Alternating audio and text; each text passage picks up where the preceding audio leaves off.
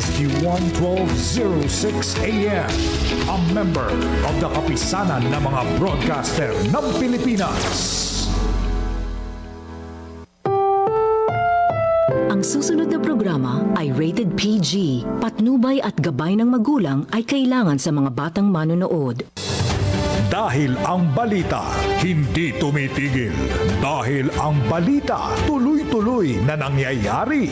Dapat alam mo ang latest kahit ang mga taong nasa likod ng balita. Kaya makibalita kay Senyor Balita kasama si Ray Pacheco. Live na mapapakinggan sa D1 1206 AM. Panoorin ang live sa IBC 13.3 at naka-live din sa D1 1206 AM Facebook at YouTube. Kaya mga senyorito at mga senyorita, mga senyor, mga senyora, makibalita kay Senyor Balita. Bahagi pa rin ng D1 News Hapon Highlight. Nagbabalita ng tama, naglilingkod ng tama. Senyor Balita. Buenas tardes, magandang hapon sa lahat ng ating mga amigos at mga amigas. Araw po ngayon ng Miyerkules, araw ng tradisyonal na Baclaran Day. Medyo matraffic po at siyempre magandang hapon sa lahat ng ating mga amigos at mga amigas, sa ating mga senyora, sa ating mga senyora de la Bada, senyora de Kusina, senyora de la Babo at siyempre yung ating mga padre de pamilya. Kami po ay maghahatid pa rin sa inyo minsan pa ng mga isang oras na mainit at makabuluhang mga usapan, balita at serbisyo at ganoon din po at mga ilang opinyon. Habang pwede nyo rin po kaming mapanood sa aming Facebook page, The One 1206 AM at Digital TV Channel 13.3 at pwede rin po kaming sundan sa aming social media pages, The One 1206 AM sa Facebook, TikTok at Instagram, DWAN DOT 1206 AM sa YouTube at DW The One 1206 AM _ sa X. Dito lang po yan sa ating palatuntunang Senyor Balita! Senyor Balita! Balita! At entra na tayo sa ating mga rumaariba na mga pangunahing mga balita, ang ating mga headliners. At sa ulo ng ating mga balita, Pangulong Ferdinand Marcos Jr. nanguna na po sa pamamahagi ng mahigit 88 milyong pisong educational aid. Samantala, para po sa mahigit na 1,000 scholar sa Maynila at Pangulong Marcos po na nanawagan ng pagkakaisa naman sa Senado. Samantala, obstruction of justice complaint isinampa na po laban sa ilang opisyal ng Senado. Samantala, yung mga init-init po namin mga ulo ng mga balita, ngayon anytime katatapos lamang po namin matanggap mula sa News Operations Center na si Senador Erwin Tulfo ang pinili po bilang bagong chairperson ng Senate Blue Ribbon Committee. Antabayanan po ninyo ang lahat ng mga detalye ng mga pangulong balita natin, yung mga nangunguna natin mga balita sa aming patuloy na paghahatid sa inyo ng mga balita pa rin at mga detalye ng mga balita. Kasama natin ang buo ng News and Operations Center ng ating DWAN o ang The One Radio dito po sa IBC 13. Si Senyor Ray Pacheco hanggang alas 5 tayo ng hapon. Samantala, bago po tayo dumako sa pinakadetalye ng ating mga balita, alamin muna natin yung magiging lagay ng panahon. Ang ating, itong ating weather, you like it or not. Tignan natin ang ating weather, you like it or not. Whether you like it or not, ang pinaka-latest na lagay ng ating panahon. Okay. Ano ba ang weather natin ngayon? Malalaman natin yan mula sa ating Pag-asa. Ang maghatid sa atin ay walang iba kundi si Charmaine Barilla mula po rito sa Pag-asa. Okay, Charmaine? Charmaine? din po sa inyo, Right, Charmaine? maging sa lahat ng ating... Yes po, sir. Magandang hapon sa inyo, maging sa lahat ng ating mga tagapakinig na ritong ulat sa lagay ng panahon. Kasalukuyan pa rin umiiral ang southwest monsoon o hangin habagat sa buong northern Luzon, central Luzon hanggang sa kanlurang bahagi ng southern Luzon. Magdudulot ngayon ng malalakas na pagbugso ng mga pag-ulan sa Pangasinan, Zambales, Bataan, Tarlac at Pampanga. Dito naman sa Metro Manila, buong Cagayan Valley, Cordillera, Calabarzon, Mimaropa at nalalabing bahagi ng Ilocos Region at Central Luzon, iiral yung makulimlim na kalangitan at kalat-kalat ng mga pag-ulan na dala rin ng habagat. Sa nalalabing bahagi ng ating bansa, iiral naman yung mga pulo-pulo at panandali ang mga pag-ulan, pagkilat at pagkulog, dala naman ng localized thunderstorms. At meron nga tayong binabantayan na low pressure area ngayon sa labas ng ating Philippine Area of Responsibility at Hulingayang Namataan sa layong 665 kilometers west o kanluran ng Iba, Zambales. At meron tayong nakikita dalawang senaryo. Una, maaari ang maging isang ganap na bagyo bukas o sa Biyernes. O kaya naman, manatili lamang ito na low pressure area at maaari nga yung pumasok dito sa may northwestern or hilagang kanlurang bahagi ng ating pagsapit ng kinabukasan hanggang sa Biyernes.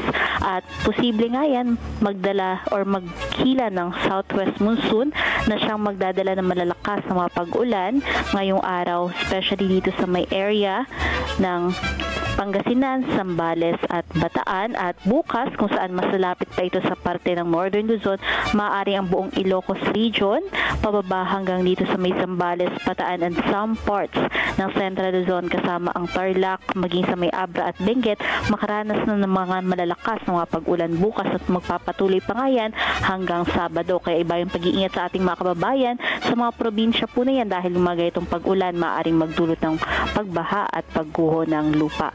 At yan po ating latest mula dito sa Pag-asa Weather Forecasting Center. Yes po. Charmaine, meron lang akong tatanong. Kumusta yung ating, ang ibig mo sabihin, meron nakaamba na dalawang low pressure area yan, ganun ba? Hindi po. Meron po tayo ngayon isang low pressure area na may dalawang senaryo. Pwedeng maging bagyo or pwedeng manatiling LPA. Pero nakaamba pa lang sila. Nandito pa lang Yes po. nasa labas pa rin natin ng area of responsibility. Tama? Yes po, sir. Tama po kayo. Oh, pero nandun ba ang possibility na pumasok? Nakikita Yes natin? po. Ina-expect po natin yan bukas o sa Biyernes. Ayun. Posibleng pumasok ng PAR. So kung papasok yan sa loob ng area of responsibility ng Pilipinas, so anong pangalan ng ipapangalan natin dyan? Yes po. Kung Letter, magiging ano na tayo bagyo ngayon? po Letter to. E, tama? Yes po, tama. So kung magiging bagyo po yan, papangalan po natin ng Esther. Pero sa ngayon, mababa pa naman po yung chance. Anong pangalan? Esther po. Babae ngayon, ha? Babae po Nagpapalitan ngayon. sila. Si Kadomeng umalis na. Ngayon papasok si Opo. Aling Esther. Okay? Opo, tama po. Okay, tama pa tayo, Charmaine? Okay. Yes po, tama po. Okay. Pinag-uusapan natin yung mga habagat, yung mga paghulog at mga pagulan ng mga nakadaka na naranasan natin paminsan-minsan na nakakapawi ng matinding init. Pero tanong, kamusta ang heat index natin at this point? Yes po, so in regards naman sa ating heat index, nakitaan na po natin ang pagbabayan sa malaking bahagi ng ating bansa. So ang highest lamang po nandito sa may parts ng Mindanao at maging sa Visayas, sa areas na wala masyadong mga pag-ulan ngayong araw, aabot po yan ng up to 46 degrees Celsius dito sa may bahagi ng Eastern Samar at maging dito sa may parts ng Cotabato. Pero dito sa Metro Manila, yung ating heat index mababa po for today, aabot lamang ng hanggang 38 degrees Celsius. Ilan? 38.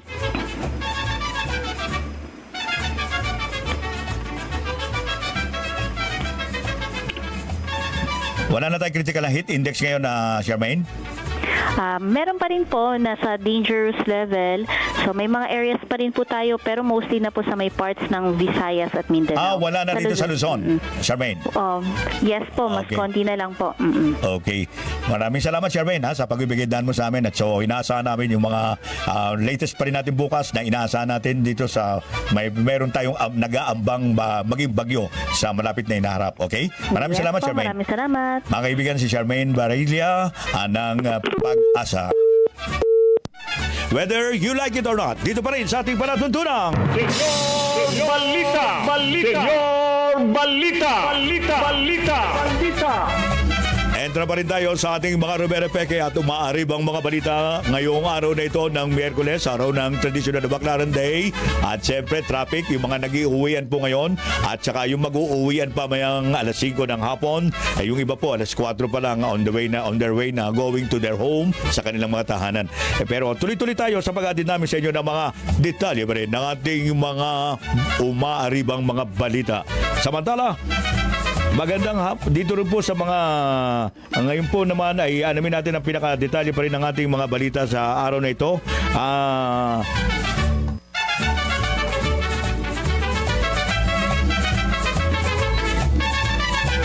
Mula po doon sa lagay ng ating panahon, hindi ko nakita yung ating balita. Lumampas tayo. Sandali lang ha. Sandali lang po para sa ating mga balita, senyora at mga amigos at mga amigas. Ayun. Una sa ating mga balita, ang mga detalye ng mga balita pinangunahan na po ni Pangulong Ferdinand Marcos Jr. ang pamamahagi ng tig na 20,000 pisong educational assistance sa mahigit 4,000 nagtatapos sa mag-aaral sa Maynila sa ilalim po ng Presidential Scholars Program. Umabot nga po sa mahigit 88 milyong piso ang inilang pondo para po suportahan ang benepisyaryo mula po sa 6 na distrito ng lungsod.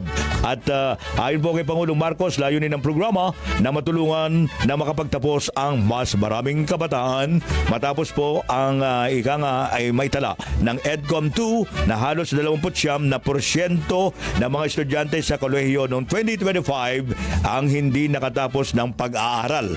At sulitin po ang oportunidad na ibinibigay ng pamahalaan. Sinasabi sa ating mga presidential scholar ay sana mapakinabangan ninyo ng mabuti itong pondong ito, itong 20,000 na ito at pagbutihan ninyo yung pag-aaral ninyo. At napakahalaga para sa administrasyong ito ang magandang edukasyon para sa ating mga kabataan. At yan ang paalala ni Pangulong Ferdinand ng ating Pangulong Marcos sa mga benepisyaryo ng Presidential Scholars Program. Samantala, sa kaugnay pa rin nating mga balita, nanawagan si Pangulong Ferdinand Marcos Jr. sa mga senador na magbalik trabaho na kayo sapagkat ginagastos nyo yung pera ni Juan de la Cruz. Kami po yan, pera po namin yan. Kaya po pwede ba bumalik na kayo? Pero bumalik na, di ba? Bumalik na naman. Pero ang wala pa tayong Senate President. Okay, at ipagpatuloy nyo na yung mga mandato niyo sa bayan sa gitna po ng nagaganap na sigalot dyan sa Senado. At matatandaan, 2 beses na pong nagkansila. 2 beses na ho kaming nalugi rito. 2 beses na pong nalugi si Juan de la Cruz sa inyo. Kaya intindihin naman ninyo ang kalagayan ni Juan de la Cruz. At matatandaan, 2 beses nang kinansila nga po ang sesyon sa Senado na nagdulot po ng pagkakaantala. Ito mabigat kung ano yung antala. Na makansila ang sesyon sa Senado na nagdulot. Anong dinulot nito? Yung pagkaantala po ng mga mahalagang gawain sana ninyo. Na sanay sa legislatura. Dahil siyempre, hindi naman makakakilos lang yung kokonti lang na nandoon. Dapat majority nandoon. Kaso puro minority po na iwan na nagdulot po ng pagkaantala sa mga mahalagang gawain ng legislatura. Ayon po sa Pangulo, marami pang isyong dapat tugunan ng ating pamahalaan at hindi dapat mantala ang mga serbisyong kailangan ng mamamayan.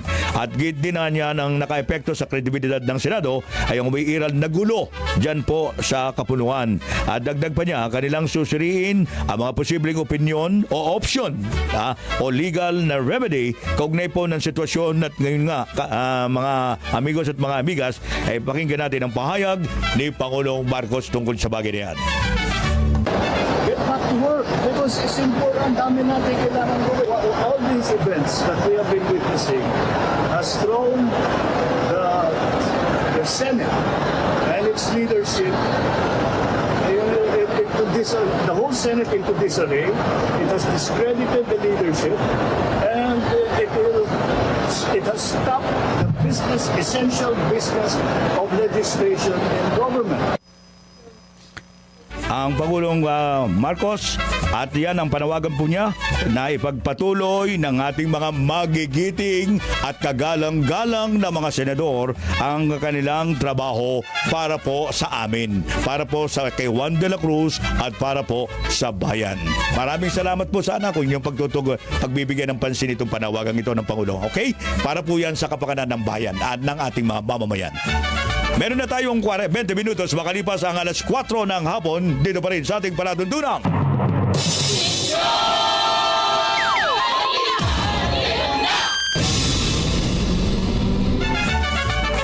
sa pagbabatuloy pa rin natin ng aming mga detalye ng mga pangunahing mga balita ngayong araw na ito ng Miyerkules, araw ng tradisyonal na Baclaran Day, ika-3 ng buwan ng Hunyo. Yung mga nag-uuwian po, yung mga nakikinig ngayon sa kanilang mga Facebook page, yung mga nanonood pala, yung mga nanonood sa YouTube, ayan, marami po salamat sa inyong pagsubaybay sa amin habang hinahatid namin sa inyo ang mga pangunahing mga balita ngayong araw na ito ng Miyerkules, ay ika-3 ng buwan ng Hunyo, taong 2026. Samantala, sa iba pang detalye, naghahain na po ng reklamong obstruction of justice sa Office of the Ombudsman ng grupong Tindig Pilipinas ngayong araw na ito. Laban po kina Senate President Alan Peter Cayetano at Senator Robin Hood Padilla. Talaga bang Robin Hood ito? Okay, hindi ka ando na yan. Huwag mo nang pakialaman yan, senyor. Hindi, basta yan si Robin Hood. Nagbibigay ba ng pera yan? Hindi, wala na tayong pakialam dyan. Basta yan o ang tanong niyang pangalan. Robin Hood Padilla at dating Senate Acting Sergeant at Arms Mau Aplasca. Kaugnay nito po ay itong umano'y pagpapatakas kay Senador Ronald Bato de la Rosa sa loob ng Senado. Ayan, medyo matindi yan, ha? At ayon po kay Tindig Pilipinas Convener Kiko D, dapat po managot ang sinabang opisyal na gumagamit ng kanilang kapangyarihan para pagtakpan ang katotohanan sapagkat hindi kayo makakaiwas sa katotohanan sapagkat sabi nga ang kasabihan, ang katotohanan ang magpapalaya sa atin. Ayan. Kailangan alamin mo kung ano talaga ang katotohanan. At siyempre, nanawagan din ang grupo po sa Office of the Ombudsman na magsagawa po ng patas at agarang investigasyon sa nasabing reklamo. Kasi bakit hindi ito nabibigyan kagad ng pansin? Dapat mabigyan ng pansin itong nangyari ito ng pagpapatakas at pag-aalalay sa pagtakas ng isang hinahanap ng international ng ating ICC. Di ba? Kaya po yan ang isa, kinanlong nyo yan eh. Kaya meron kayong pananagutan dyan. Dapat po yan nahuli na eh. Pero dahil naudlot ang pagkakahuli dahil kinanlungan ninyo at kinobera ninyo at tinulungan ninyo pang makatakas. Ngayon, ayaw nyo sabihin kung nasaan, di ba? Nagtuturo-turuan kayo. Anong malay namin dyan? Parang ganon. Pero meron na po tayong mga dahilan. Kahit na alam nyo na yan, pwede nyo sabihin talaga sa amin na hindi nyo alam. Natural, wala naman kaming alam eh. Pero kitang-kita naman namin na tinulungan ninyo para tumakas. Yun ang mabigat dun eh. Nakita yan sa CCTV. 23 minutos na, makalipas ang alas 4 ng hapon. Senyor Balita. At siyempre, tuloy-tuloy pa rin tayo sa mga umaariba nating mga balita. Ang mga detalye pa rin nating mga balita ngayong araw na ito na Miyerkules. Samantala, ngayon po ay mamaya po makakapanayam natin si Congressman Terry at ngayong po ay makakasama po natin siya nandiyan na ba siya? Andiyan na. Nasa telepono na po si Congressman Terry Ridon at para po natin malaman kung ano po yung kalagayan po ngayon ng marami tayong mga nais na liwanagin dyan po sa Kongreso ngayon. Nasa linya na po natin si Congressman Terry Ridon. Magandang hapon. Buenas tardes, Congressman Ridon. Ay, magandang hapon. Maraming salamat sa pag-imbita. Si Senyor Pacheco po to, Congressman. Si Senyor Pacheco po. Opo. Kumusta na po? Alam nyo, matatanda namin na inaprubahan ng Kamara yung tungkol dito sa articles of impeachment laban po kay Vice President Sara Duterte dahil po sa mga aligasyon na umano'y muling paggamit ng confidential funds, ano pa yan, betrayal of public trust at iba pang mga issue. At naitatag na rin po ang impeachment court dyan po sa Senado at inaasahan po nating magsisimula ang trial proper. Ito pong darating na buwan ng Hulyo 6 at matapos po yan ay kinakailangan na po yung proseso at paghahain ng mga sagot ng magkabilang mga panib. Ngayon po, mayroon lang po kami tanong na nais na liwanagin na Congressman Ridon. Bakit kaya mahalagang matuloy ang impeachment trial at hindi lamang ito basta i-dismiss, isa sa isang tabi, gaya po nung nakita nating 10 maleta, yung 10 maleta na dumating po dyan sa Senado. Pagkatapos, kamakalamanan nyo, para ang laman pala i-dismiss. Yun lang pala. Ang daming maleta, pero ang pinaka-conclusion ng maleta ay i-dismiss o isa sa tabi na yung impeachment trial. Ilang beses naman natin, ewan ko ba, ilang beses din naging usapan po yung hindi pagdalo ng ating pangalawang Pangulo at yung pagpapadala lamang ng kanyang legal team. Ano po ang inyong reaction sa bagay na ito, Attorney Ridon? Congressman Ridon? Well, tingin ko naman magtutuloy yung trial sa July 6. So, nasa proseso na kami ng paghahanda. Nito pong lahat ng mga dokumento, ebidensya, witnesses na ipipresenta po. Sa one po na ito, yung pong pre-trial submissions, saka yung conference, magsisimula rin po yan.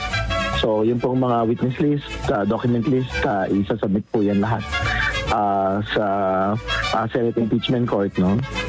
Tapos, antayin mo namin talaga kung makakapagbigay ba talaga ng substantial na depensa ang ating pong pangalawang Pangulo dahil yung kanya pong answer parang kulang. Parang kine-question pa rin niya talaga yung pong Congressman, ng proceeding. sabi nyo kulang. Bili nyo 10 maleta yan, ha? 10 maleta kasi puro Xerox yun. Kaya nga po 10 maleta, katapos kulang pa. Isipin niyo yun. Tapos ang halos lumilitaw lang sa kabuuan po ng 10 maleta na yon, para lang po i-dismiss yung kanyang kaso at hindi na pag-usapan sa impeachment. Ngayon po, bukod to sa impeachment, naging sentro rin ng usapan ng ang Senado. Alam niyo naman, nangyayari ngayon sa Senado dahil sa mga debate, hinggil po rito sa quorum ng yung mga motion nila na magkakaibang interpretasyon na mga tuntunin at naging sentro rin yung tinatawag na usapang yung hindi pagdalo ng ating mga majority. Ayan, 2 araw na po ito yung majority block sa session na umabot po sa pagre-resign nga ng minority block si Senate President Alan Peter Cayetano dahil dito po may nagsasabing tila mahaluan na po ng politiko itong ating magaganap na proseso sa darating na Hulyo. Congressman. Well, ngayon syempre mukhang nagpalitan po ng Senate President pro tempore at saka yung po mga heads po ng mga komite. At yung po presiding officer, mukhang nagpalitan din po sila kanina. Handa naman kami kung sino man yung liderato ng Senado at sino po yung magiging presiding officer nito pong kabuang proseso po na ito. Okay. So, hopefully, hindi ito makaantala doon sa mga timelines na itinakda nito pong Senate Impeachment Court. Okay. Congressman Ridon, bilang mambabatas, nakikita po ba ninyo na naepektuhan na ang kredibilidad ng Senado bilang impeachment court sa nakikita niyo ngayon? Tsaka kung sakaling hindi matuloy o mantala pa yung ating dating forthwith na nakaraang taon pa yung forthwith na yan, hanggang ngayon mukhang hindi natin malaman kung ito ba ay matutupad talaga yung salitang forthwith. Sakaling hindi matuloy, baka o maantala pa ng husto ang paglilitis, ano po yung maaaring maging epekto nito sa ating mga institusyon at sa mga tiwala ng ating mamamayan at sa gobyerno? Tingin ko naman na tuloy lang naman itong Senate Impeachment Court. Mataas naman yung pagtingin namin sa bawat isang senator judge dahil inaasahan namin nakikilatisin nila yung bawat piraso ng ebidensya, testimonya at dokumento. At sila may magpapasya batay sa kanila po konsensya kung dapat bang ma-acquit o ma-convict ang ating pong pangalawang Pangulo. So, focus lang kami doon. Bahala po yung Senado magpasya doon sa kanila pong internal na mga usapin. I see. Samantala po, yung Congressman, dito po sa nakaraang buwan, naging mainit yung mga usaping pampolitika. Tila nahahati po yung opinyon ng publiko sa nakikita natin tungkol sa impeachment. Gayunman, marami pa rin po naghihintay kung paano ito hahantong at ano ang magiging epekto nito sa ating Islas de Pilipinas. Congressman. Siyempre mahalaga po talaga na lumako yung mga kababayan natin. Dapat panoorin po nila, maglabas po sila ng kuro-kuro. Diyan po sa pagtingin nila sa impeachment kasi hindi naman ito tungkol lang sa mga matataas na opisyal ng gobyerno. Tungkol po ito sa ating lahat, kung paano natin mapanagot yung ating pong mga matataas po na opisyal. I see. Okay. Congressman, dagdag ko lang po, sa inyong pananaw, ano yung pinakamahalagang aral at mensahe na dapat makuha ng mga Pilipino, lalo na ngayon mga Pilipino sumusubaybay sa atin mula sa kasalukuyang impeachment proceedings? Yung pinakamahalaga po dapat maalala ho natin dapat yung pong pagpapanagot sa matataas na opisyal, kailangan nakabatay ho talaga yan sa ebidensya, nakabatay sa katotohanan. So yan po yung inaasahan ho naming mailatag sa Senate Impeachment Court pagpasok po ng July 6 na formal trial po proceedings natin. I see. Dagdag ko lang po, Congressman. Ngayon din kasi po, ewan ko kung nakakarating sa inyo to, nanawagan po si Senate President Alan Peter Cayetano sa publiko na isiningit mo niya na ipagdasal ang pagpapatuloy ng mga pagdinig kaugnay dito sa umano'y flood control scandal para lumabas daw po anya ang katotohanan. Well, yung pong bagay po na yan kasi nasa ombudsman na ho yan, may mga kaso na nga, may mga nakakulong na ho ngayon. So, sa bahagi naman po ng Kamara, ipinasa na ho namin doon sa mga investigative bodies katulad ng DOJ at ng ombudsman yung pong bagay na yan. At nagagawa naman ho nila competently po yung trabaho nila. In fact, katulad ng binanggit ko, may mga nakakulong na, may mga nahuli na. So, pinapabayaan na ho namin sa kanila po yung bagay na. Okay, so kung ganoon po, masasabi naman natin na tuloy-tuloy naman ang pagdinig at ito'y malalaman natin kung sino talagang may pananagutan at malalaman natin ng katotohanan sa isyong ito, Congressman. Ganun po ba? Tama ho yun. Okay. Yung dahil naman, bakit ho itinabi ng Kamara yung kanila pong pag-iimbestiga, para din ho hindi masabi na may pinapaboran din ho kami. Lalo tigit may mga kinatawan po, mga senador, congressman, na pwede hong maging sangkot, dyan po sa pag-iimbestiga po na yan. So, minarapat ho namin na ibigay na lang po doon sa independent, mas nagsasarili na mga opisina. Yan pong pagsisiyasat sa bagay po na yan. Maraming salamat, Congressman Redon, sa pagbibigay danyo sa amin dito sa palatuntunan naming Senyor Balita sa The One IBC 13. Sa susunod po mga pagkakataon, baka muli namin kayo makapanayam. Mga kaibigan, si Congressman Redon at sa nagatid sa ating orasan, maraming po salamat, Congressman Redon. Nagatid sa ating orasan, salamat din po. Magandang hapon po sa inyo lahat. At 3 minutos na, makalipas ang alas 4 ng hapon. Senyor Balita! Senyor Balita!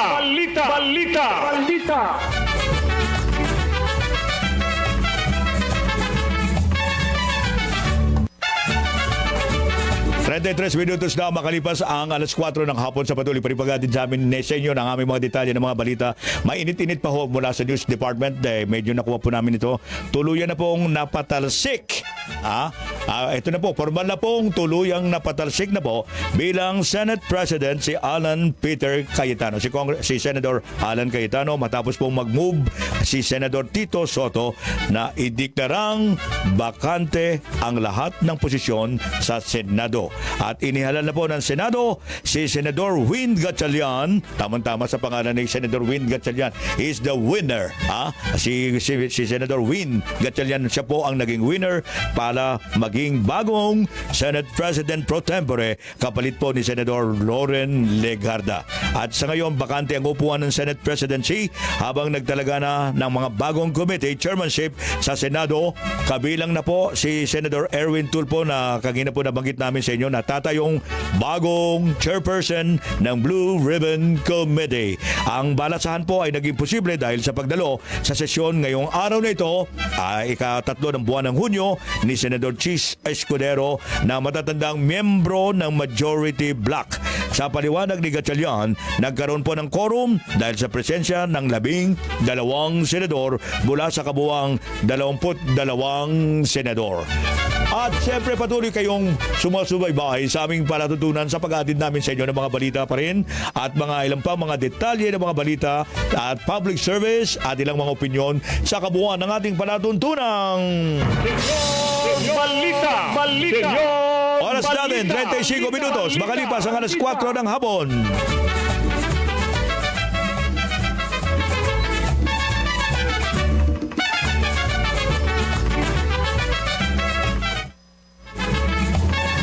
Noon, pag may nagkasakit sa pamilya, agad may pangamba. Hindi lang dahil sa sakit, kung hindi dahil sa takot kung saan kukuha ng pampagamot. Mahal ang gamot. Nakita at naramdaman ito ni Pangulong Ferdinand Marcos Jr. Kaya iniutos niyang ilapit pa ang tulong pangkalusugan sa bawat Pilipino. Sa PhilHealth, ipinagkatiwala ang pagtutok para maging tunay na serbisyo ang kautusang ito. Kaya nagtungo ang Pangulo sa General Santos City para masigurong umaabot sa mga tao ang mga programa. Mr. President, pwede pa yakap. Tulad ng Yakap program para sa agaran at libreng check-up, screening, x-ray at lab tests. Mayroon ding programang gamot na nagbibigay ng hanggang 20,000 pesos na libreng maintenance medicines. Ang yakap, by the mere word, yakapin para mailayo sa sakit. Kinabit na rin namin yung availability ng gamot at saka ng basic lab. We're hoping bumaba rin yung ating kailangan ma-hospital. Ginagawa natin mga paraan, maagang nagpapatingin para hindi na uabot sa malubhang sakit. May dagdag suporta sa dialysis para sa tuloy-tuloy na gamutan ng mga tulad ni Leo na 3 beses isang linggo ang dialysis. May tulong din sa cancer treatment ang mga tulad naman ni Maribeth para hindi maputol ang laban dahil lang sa gastos. Pinalawak din ang maternity coverage para sa normal delivery, cesarean, pati prenatal at postnatal care. Ikalat natin yung balita para alam ng tao kapag may karamdaman sila, meron silang gustong patignan, yung anak nila, whatever, meron silang pupuntahan. Sa buong bansa, tuloy-tuloy ang trabaho. Isa-isang inaayos ang mga bagay na nagpapagaan sa buhay ng mga Pilipino. Ngayon may PhilHealth, may tulong. Hindi lang ito benepisyo, kung hindi ka panatagan para sa bawat pamilyang Pilipino.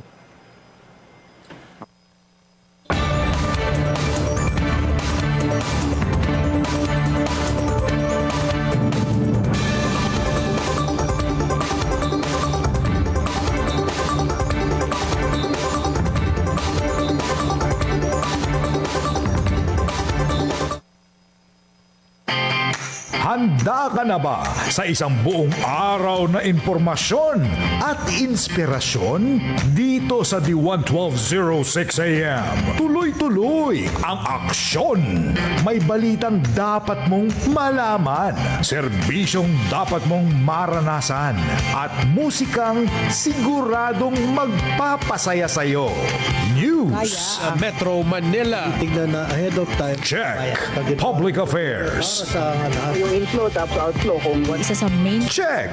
Talk shows. na for hobby ganoon. Check. Weekend classics at party mixes. From classics to now. Check na check. Isang istasyon. Kumpletong programa. D11206 AM.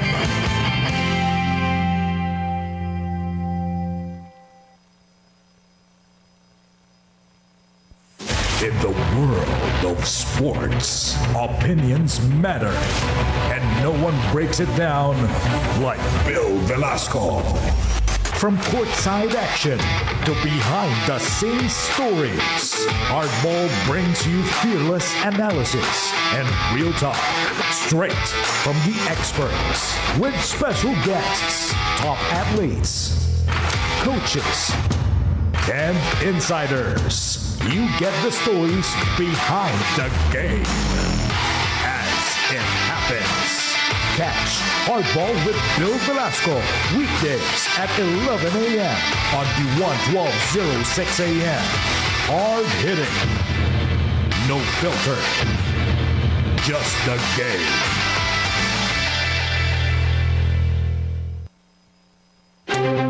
Headline Headlines everywhere. Pero ano nga ba ang totoong nangyayari sa Senado at Kongreso? Get the real story minus the headache on Session Unplugged. Hosted by Daniel Manalastas and Earl Tobias. Breaking down the week's biggest hearings, hottest bills, and most talked about issues. In plain, everyday language. Quick, clear, conversational. Session Unplugged every Friday, 7:30 to 8:30 p.m. on Q1 1206 a.m.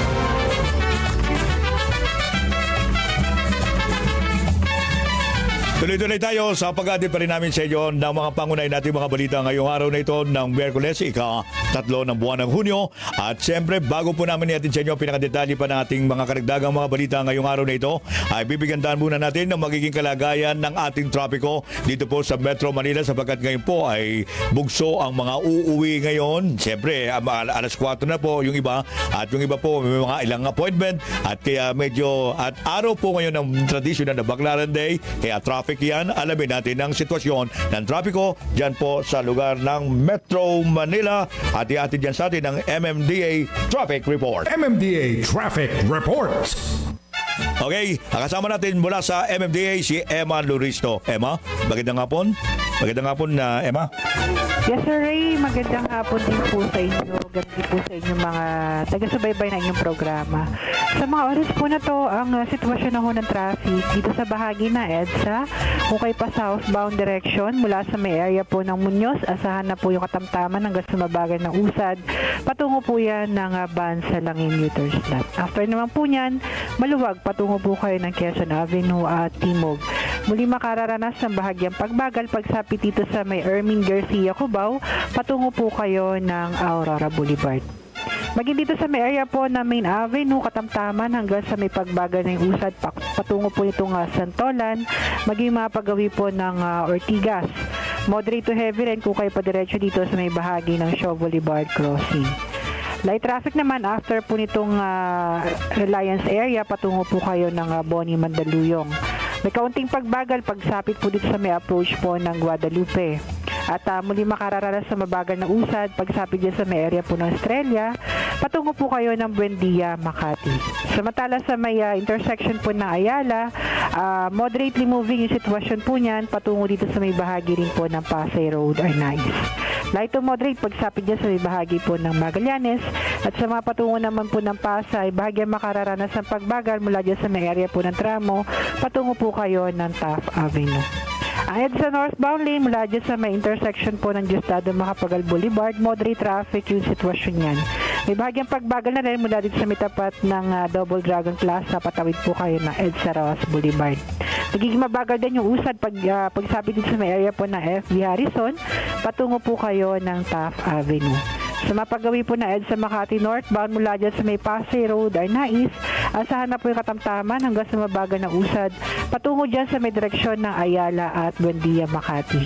Maluwag naman after po ng Kalayaan, paggawi po kayo ng Guadalupe. Pero dito sa may bahagi po ng Pioneer Mandaluyong, moderate to heavy na yung sitwasyon yan, towards to Shaw Boulevard, maging mapagawi po ng Mega Mall area at halos tugtong po yung pagbabagal, paakyat nitong Ortigas Flyover hanggang makarating na po kayo sa may bahagi po ng Santolan.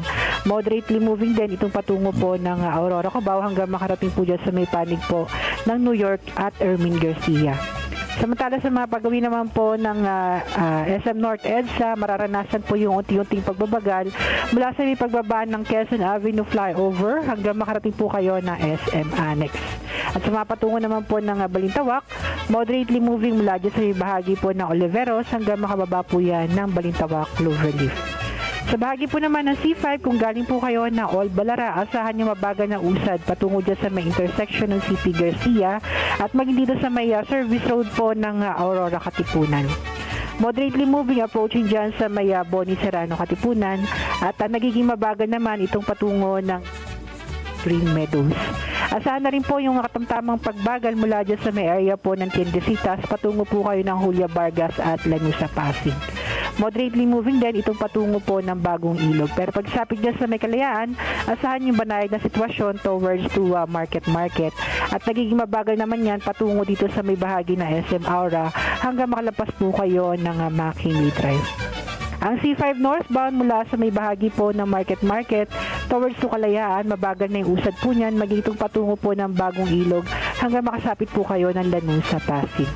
Moderate to heavy na rin mula dito sa may approach po ng Ortigas Flyover patungo dyan sa may direksyon ng Kalye Industria and Eastwood. Nagiging mabagal din itong paakit po ng Libis Flyover patungo ho dyan sa may intersection ng Boni Serrano Katipunan. Samantala, itong bahagi po ng Ateneo hanggang makarating po kayo sa may area po ng CP Garcia, moderate to heavy na rin yan, magiging mapatungo po ng All Balara. Paalala pa rin po yung ating number coding scheme ngayong araw po ng Miyerkules. Nakaschedule po ngayon mga plaka na nagtatapos sa 5 and 6 at mamaya alas 5 po ng hapon magbabalik yung ating coding hanggang alas 8 po yan ng gabi. Para po sa karagdagang impormasyon, traffic advisory or any emergency assistance, maaari po kayong tumawag sa ating MMDA hotline 136. Mula po dito sa MMDA Metro Base, ito po si Emma Rose Loristo. Magandang hapon po.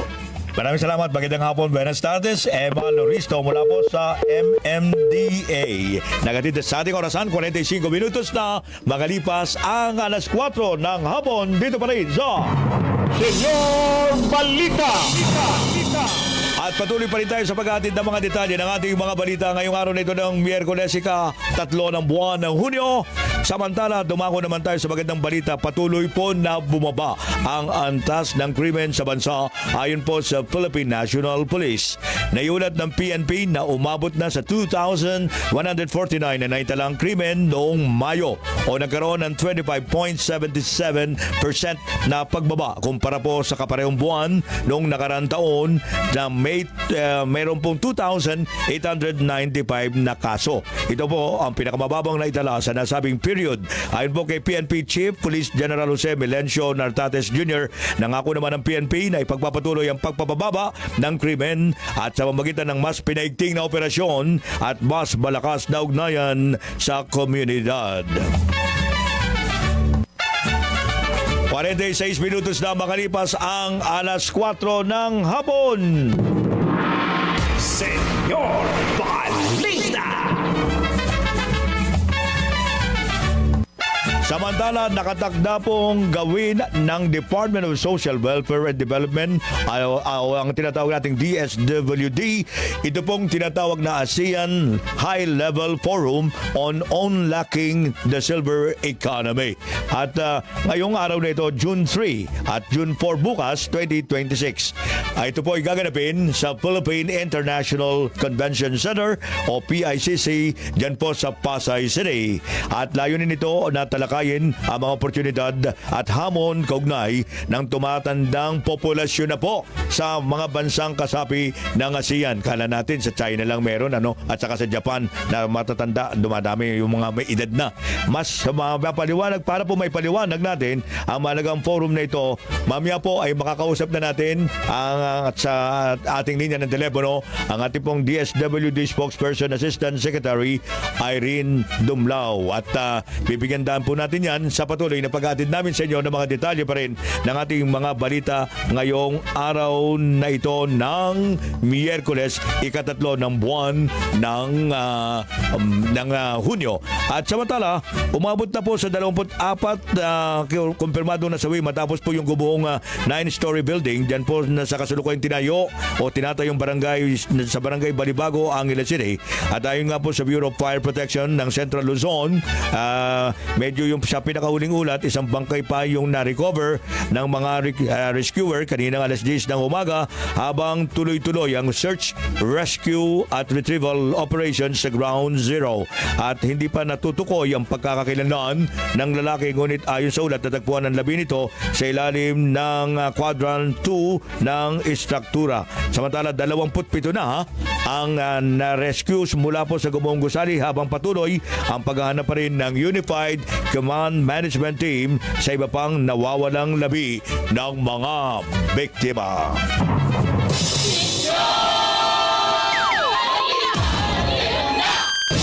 Bueno, mga amigos at mga amigas, nagkaroon na po tayo ng pagkakataon na makapanayam natin ang ating DSWD spokesperson sa katauhan po ni Assistant Secretary Irene Dumlao. Kaugnay pa rin dito sa gaganaping o dito po sa ASEAN High-Level Forum on Unlocking the Silver Economy. Ito po ay dumadaming meron ng may mga edad, mga matatanda na.